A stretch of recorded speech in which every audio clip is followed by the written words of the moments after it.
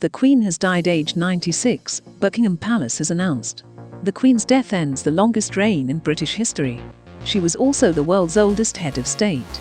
The Queen died peacefully at Balmoral this afternoon. The King and the Queen Consort will remain at Balmoral this evening and will return to London tomorrow, Buckingham Palace said. Queen Elizabeth II was the longest reigning monarch in British history and the world's oldest head of state. On her death, the Queen's eldest son and heir, Charles, the former Prince of Wales, has become King of the United Kingdom and 14 Commonwealth realms.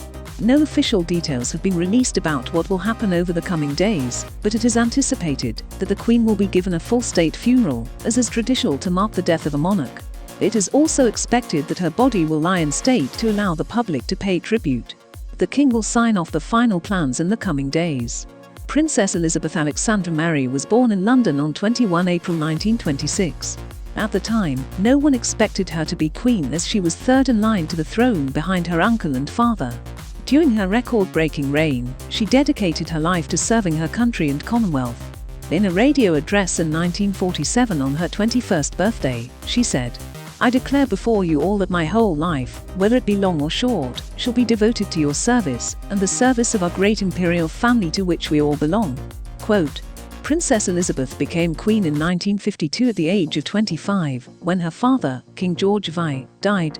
Her coronation took place 16 months later at Westminster Abbey. The Queen held a number of other titles, which will now automatically pass to her son and heir. She was head of the Commonwealth, Commander-in-Chief of the British Armed Forces, and Supreme Governor of the Church of England. She was also patron of more than 600 charities and organisations. Away from her official duties, she was a devoted wife and mother to 4 children, and dedicated grandmother to 8 grandchildren and 12 great-grandchildren. In 1947, she married her wartime sweetheart Prince Philip at Westminster Abbey, with a relatively simple ceremony as the country was still recovering from the war. King George V wrote to her about his feelings about giving her away. "I was so proud of you, and thrilled at having you so close to me on a long walk in Westminster Abbey, but when I handed your hand to the Archbishop I felt that I had lost something very precious."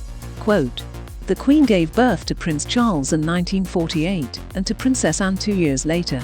Prince Andrew and Prince Edward, who were born in 1960 and 1964 respectively, were the first children to be born to a reigning monarch since Queen Victoria had her family. Until his death in 2021, the Duke of Edinburgh, her beloved husband, was always by the Queen's side.